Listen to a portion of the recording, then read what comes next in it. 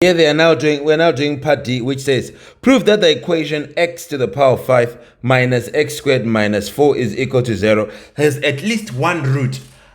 So now, here they've not told you the region to say between these 2 points or in the interval. They've just said, prove that this has at least one root. So you now have to choose two values, one which is going to give you negative, the other one which is going to give you positive, and they should be next to each other, and you can prove that there is a root between them. So now, anyway, we remember the thing that is equal to 0, we let f of x be equal to it. So let f of x be equal to x to the 5 minus x to the 2 minus 4. So now let's see, with a pencil we can try to say, okay, we'll see f of 1 and we'll see f of 2, right?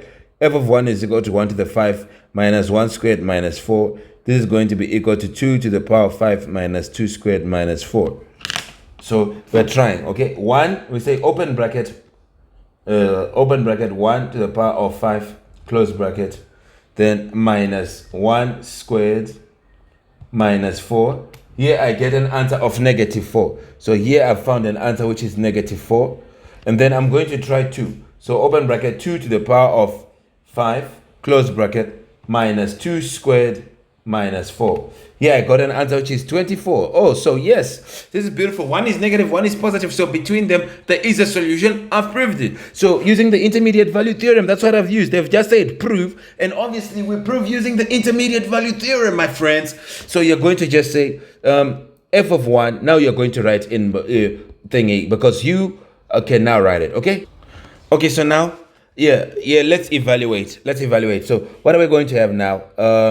We're just going to say, we've seen that we're using 1 and 2, so we're going to say, let x be equal to 1. F of 1 is going to be 1 to the power of 5 minus 1 squared minus 4, which is going to be 1 minus 1 minus 4, which is going to be, right? It's just going to be negative 4, because 1 minus 1 is going to be 0. Then we are going to say, let x be equal to 2. F of, remember on that other one we found 2 and 3. In here we found 1 and 2. It's going to be 2 to the power of 5 minus 2 squared minus 4, which we just got as 24.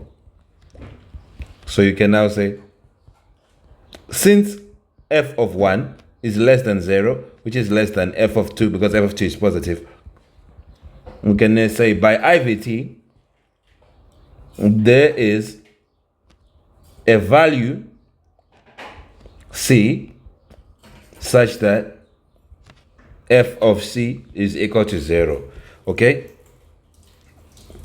And you can even go to say between x equal to 1 and x equal to 2. You see? How good is that? Then you are done, all right? Then we go on to the next thing. Goodbye for now.